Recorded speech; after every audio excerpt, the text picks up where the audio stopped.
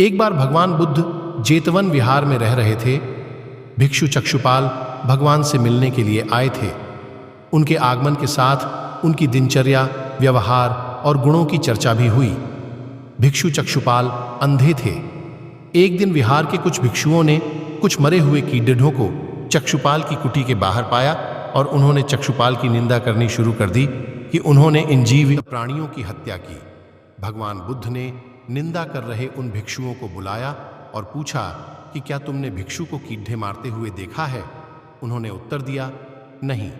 इस पर भगवान बुद्ध ने उन साधकों से कहा कि जैसे तुमने उन्हें कीड़ों को मारते हुए नहीं देखा, वैसे ही चक्षुपाल ने भी उन्हें मरते हुए नहीं देखा और उन्होंने कीड़ों को जानबूझकर नहीं मारा है, इसलिए उनकी भर्त्सना करना उचित नहीं है। भिक्षुओं ने इसके बाद पूछा कि चक्षुपाल अंधे क्यों हैं? उन्होंने इस जन्म में अथवा पिछले जन्म में क्या पाप किए? भगवान बुद्ध ने चक्षुपाल के बारे में कहा कि वे पूर्व जन्म में एक चिकित्सक थे। एक अंधी स्त्री ने उनसे वादा किया था कि यदि वे उसकी आंखें ठीक कर देंगे तो वह और उसका परिवार उनके दास बन जाएंगे।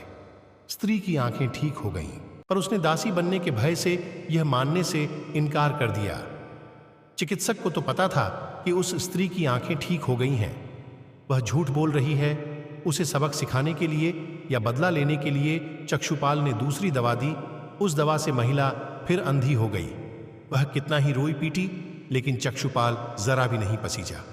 इस पाप के फलस्वरूप अगले जन्म में चिकित्सक को अंधा बनना पड़ा।